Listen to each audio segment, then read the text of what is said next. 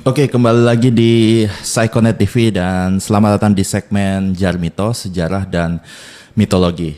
Di segmen ini aku akan menjelaskan tentang dan bercerita tentang beberapa sejarah, kejadian sejarah dan mitologi yang terkenal di Indonesia, bahkan bisa terkenal sampai luar negeri. Oke, di tahun 1947 ada sebuah peristiwa berdarah, yaitu peristiwa pembantaian di Galung, Lombok. Seperti apa kisahnya? Ini dia, setelah pesan-pesan berikut ini.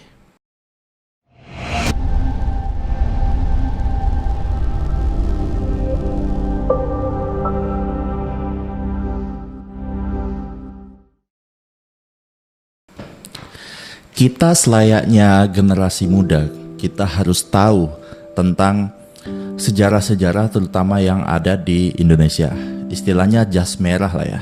Jangan sampai melupakan sejarah.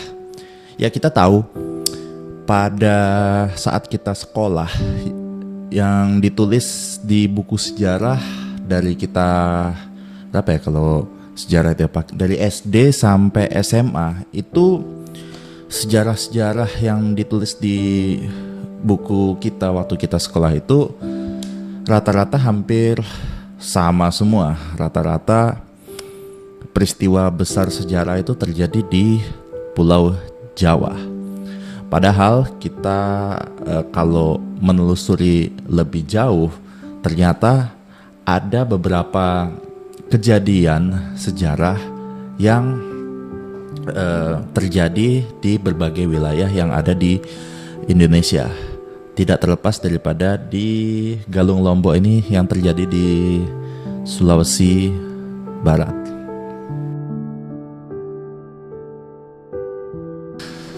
Cikal bakal dari kejadian sejarah ini adalah ya apalagi kalau enggak agresi militer Belanda yang pertama, yaitu ketika tentara Belanda yang bernama Nica itu memboncengi sekutu untuk kembali lagi ke Indonesia. Padahal kita tahu tujuannya tentara sekutu itu adalah menjemput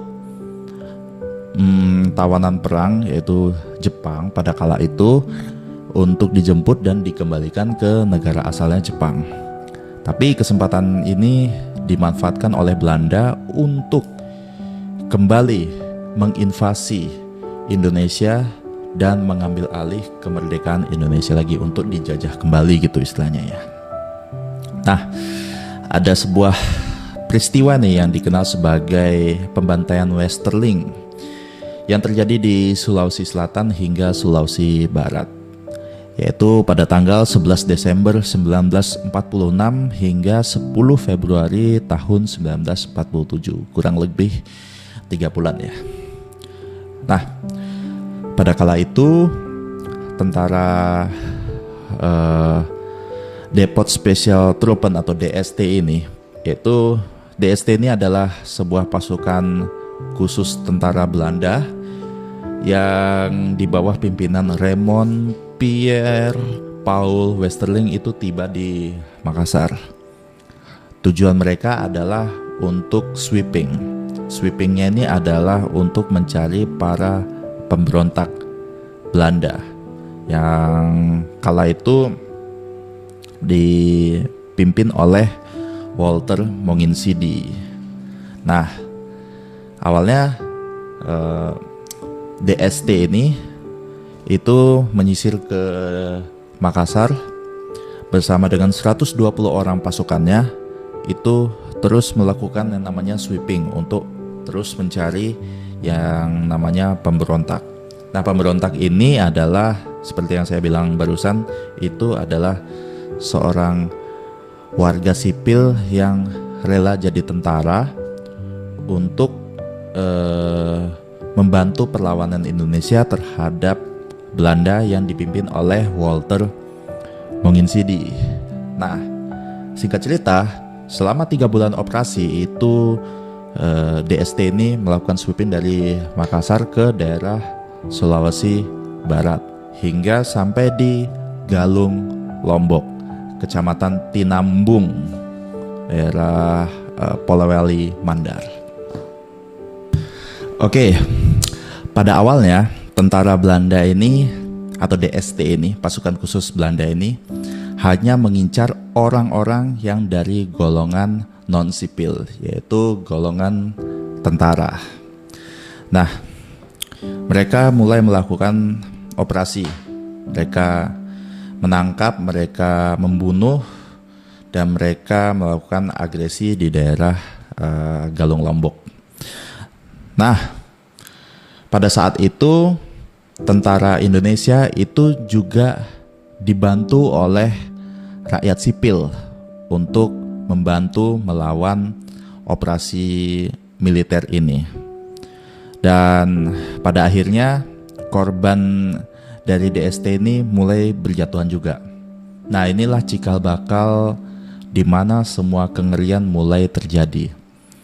Saat Westerling tahu pasukannya itu mulai berjatuhan dan dia tahu bahwasanya warga sipil juga membantu tentara Indonesia membantu melawan operasinya, dia sangat marah dan sangat geram banget, sehingga dia melakukan satu keputusan dan mengambil keputusan yang sangat brutal pada kala itu. Dia memutuskan untuk menghabisi semua warga yang ada di sekitaran situ, mulai dari non-sipil maupun sipil, anak-anak, wanita, tua muda, pokoknya semuanya dihabisin. Mereka menangkap warga-warga di rumahnya maupun di luar rumahnya, membakar semua rumah-rumahnya, dan ketika mereka ditangkap, mereka tangannya langsung diikat supaya tidak kabur, dan mereka yang tertangkap ini dikumpulkan di satu lapangan yang sangat luas. Kemudian mereka mulai dibantai dengan membabi buta, dan setelah mereka meninggal, mereka dikuburkan secara massal di satu tempat. Dan ada beberapa orang yang sempat kabur pada waktu itu dan selamat dan bisa memberikan sedikit kesaksian terkait dengan bagaimana kengerian dan peristiwa pembantaian itu terjadi. Ya, memang sih operasi militer Belanda ini atau agresi militer Belanda ini juga memakan banyak korban di daerah-daerah lain yang ada di Indonesia. Namun yang tercatat di Galung Lombok ini adalah yang paling banyak yang terjadi di daerah Indonesia. Dan bahkan ini adalah sebuah kejahatan perang yang paling buruk yang ada di dunia. Terhitung jumlah korbannya berjumlah sekitar 40.000 jiwa.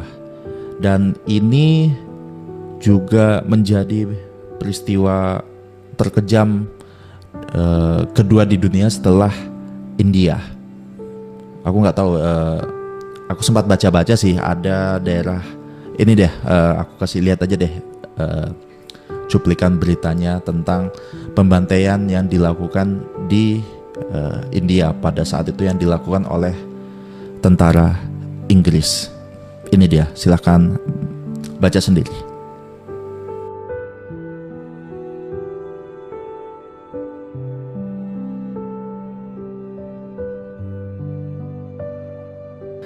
Ini adalah salah satu saksi mata yang melihat langsung tragedi mengerikan ini, yaitu adalah namanya Bapak Adam. Bapak Adam ini sekarang umurnya sekitar 80 tahunan lebih ya.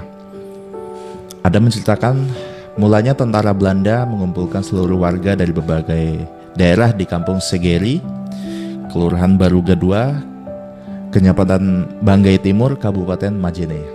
Dan salah satu korbannya adalah ayahnya. Nah, seperti yang kita tahu bahwasanya ternyata Galung Lombok itu mungkin ya, menurut kesaksian dari Bapak Adam ini, ternyata 40.000 jiwa ini itu adalah sebuah jumlah yang dikumpulkan dari korban yang saya sebutkan tadi, yaitu Kampung Segelik, Kelurahan Baruga 2, Kecamatan Banggai Timur. Nah, target utama pembunuhan mereka adalah warga sipil yang dicurigai masuk tentara Indonesia. Nah, ini ada salah satu plot twist yang cukup mengejutkan, yaitu Belanda memperoleh informasi tersebut dari mata-mata Belanda yang sebagian orangnya adalah orang Indonesia itu sendiri. Ini sangat ironis ya, di mana warga yang lain, warga sipil yang lain itu turut membantu bahu-membahu tentara Indonesia untuk melawan dan mengusir para tentara Belanda ini. Ini mereka malah menjadi mata-mata Belanda. Apa sih yang mau dikasih oleh Belanda terhadap para mata-mata ini, yang terutama berasal dari orang Indonesia itu sendiri? Aku heran juga. Ya,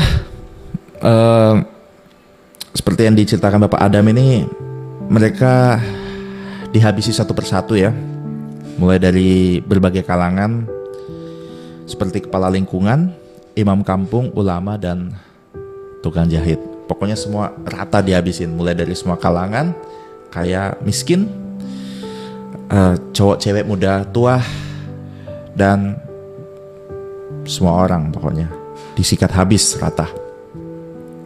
Beruntungnya waktu itu Bapak Adam ini berhasil lolos dari peristiwa tersebut, dan beliau bisa membagikan kisah tragis pembantaian yang dilakukan oleh Belanda ini di Galung Lombok.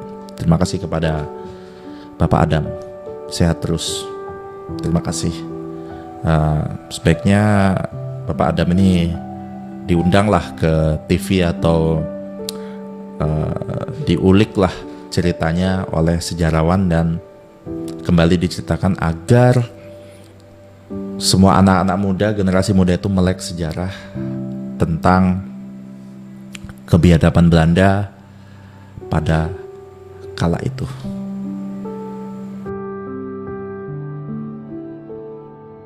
Pada 12 September 2013, pemerintah Belanda melalui duta besarnya yang ada di Jakarta, Geert de Zwaan, itu meminta maaf atas tragedi pembantaian yang terjadi di tahun 1946 hingga tahun 1947 di Sulawesi Selatan dan Sulawesi Barat.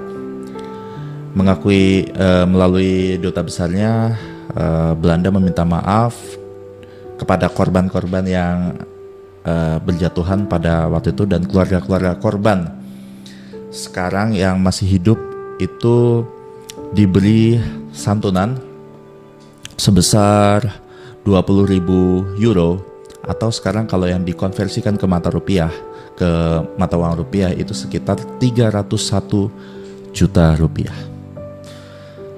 Kalau kata VNGN sih seperti ini. Lo telat ngentot. Nah, itu dia. Ya walaupun telat, tapi ya gimana? Nyawa tidak bisa digantikan oleh uang dan semuanya udah terjadi. Nasi udah menjadi bubur. Ya, dan ini menjadi salah satu kejahatan perang yang paling buruk di dunia. Ya, inilah kita pentingnya sejarah, belajar sejarah agar kita mengetahui dan kita melek akan apa yang terjadi di Indonesia pada saat itu. Oke, cukup sekian dari saya di segmen Jarmito episode pertama ini. Semoga apa yang saya berikan ini dapat bermanfaat bagi kita semua, dan bila mana ada info dan kata-kata saya yang salah, mohon dimaafkan dan mohon dikoreksi. Dan bila mana ada tambahan yang perlu kalian tambahkan, mohon tambahkan di kolom komentar, dan mari kita berdiskusi secara sehat di kolom komentar. Oke? Ya, saya rasa itu aja. Like, share, dan subscribe channel Psychonet TV. Sampai jumpa di segmen Jarmito berikutnya. Tetap jaga kesehatan. Salam Nusantara. Rahayu, rahayu, rahayu. Bye.